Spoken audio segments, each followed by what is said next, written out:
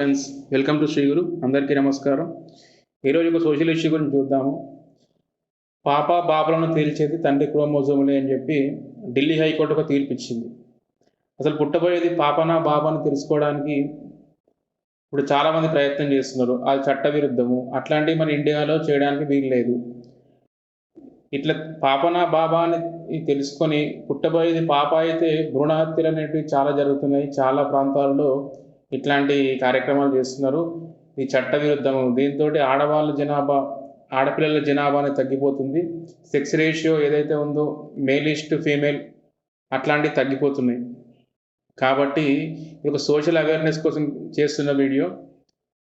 మన ఛానల్ ఎవరైతే subscribe చేసుకోలేదో subscribe చేసుకోండి, షేర్ చేయండి.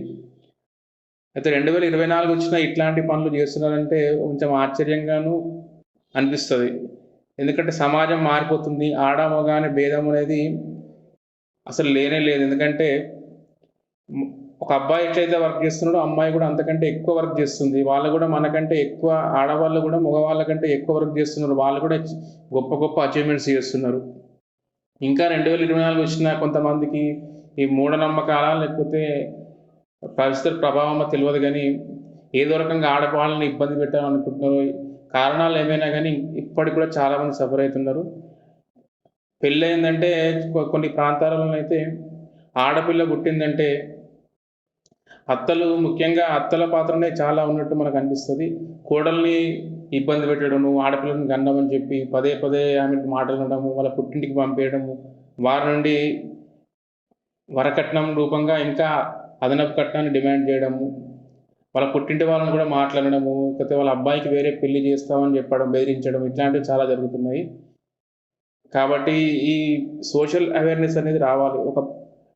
ఇద్దరు ఒక సంతానాన్ని కనాలనుకున్నప్పుడు పుట్టబోయేది పాప, బాబా అని నిర్ణయించేది పురుషులలో ఉన్న క్రోమోజోమ్ అని చెప్పి 9థ్ క్లాస్ చదివే పిల్లల నుండి అందరికి తెలిసిన విషయమే. ఆడవాళ్ళలో XX అనే క్రోమోజోమ్ ఉంటుంది. మగవాళ్ళలో XY అనే క్రోమోజోమ్ ఉంటుంది.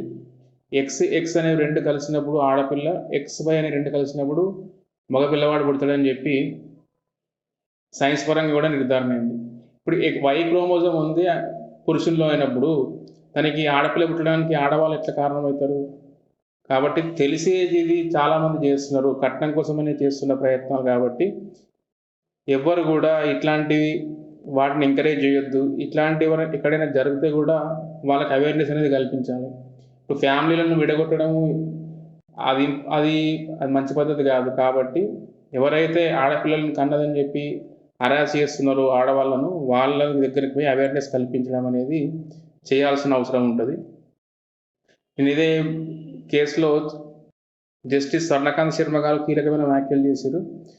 ప్రస్తుతంలో కూడా ఆడవాళ్ళ గౌరవానికి ఇబ్బంది పెట్టడము, వరకట్నం తీసుకురావాలని చెప్పి గొంతెమ్మ కోరికలను కోరి వాళ్ళ పుట్టింటి వాళ్ళ నుంచి అదనపు కట్నాన్ని తీసుకొచ్చే విధంగా ఆమెను బెదిరించడము, తర్వాత ఆమెను ఇంటికి పంపించేయడము, ఇదే సాకుగా చూపెట్టి మళ్ళీ వేరే పెళ్లి చేసుకోవడం ఇట్లాంటివి చాలా జరుగుతున్నాయి. ఇంకా కొన్ని ప్రాంతాలను అయితే పుట్టబోయేది ఆడపిల్ల అని తెలిస్తే పిండాన్ని కడుపులో ఉండగానే తీసేయడము, భ్రూణ హత్యలు ఇట్లాంటివి చేసి sex ratio male east female ratio అనేది తగ్గిపోవడానికి ఆడవాళ్ళు ఉనికికి ప్రమాదంగా జరుగుతుంది. కొన్ని ప్రాంతాలలో జరుగుతున్నాయి. అది చట్టవిరుద్ధం. ఇండియాలో అట్లాంటివి చేయడం చట్టవిరుద్ధము. అట్లాంటివి ఎవ్వరు చేయొద్దు. కాలం మారిపోయింది కాబట్టి ఆడపిల్ల వాళ్ళైనా, మగపిల్ల వాళ్ళైనా ఇద్దరు సమానమే. అలా తేడా ఏం లేదు. కొన్ని విషయాల్లో అబ్బాయిల కంటే అమ్మాయిలే బెటర్ అని చెప్పొచ్చు.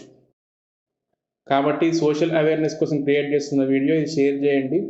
అమాయకులైన ఎవరైతే ఆడవాళ్ళు ఇట్లాంటి వాటితో ఇబ్బంది పడుతున్నారో వాళ్లకు అవేర్‌నెస్ క్రియేట్ చేయాల్సిన అవసరం ఉంది.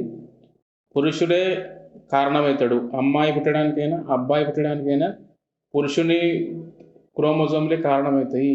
దీనికి ఆడవాళ్ళ ప్రమేయం అనేది వాళ్ళకి ఉండే క్రోమోజోమ్‌లు XX క్రోమోజోమ్‌లే ఉంటాయి. పురుషునికి XY క్రోమోజోమ్‌లు ఉంటాయి. XY కలిస్తేనే అబ్బాయి పుడుతుంది కాబట్టి దానికి పూర్తి కారణం పురుషుడే అవుతాడు. దీనిలో ఆడవాళ్ళకి ఎలాంటి ప్రమేయం గానీ, వాళ్ళ ద్వారా వాళ్ళే కావాలని ఆడపిల్లని కనడము, కావాలనుకొని మగపిల్లని కనడం లాంటివి ఏమి జరగవు. ఇది సోషల్ ఇష్యూ కాబట్టి అందరూ అవేర్నెస్ క్రియేట్ చేయాల్సిందిగా కోరుకుంటున్నాం. ఓకే ఫ్రెండ్స్, మరీ వీడియోతో కలుద్దాం. Thank you.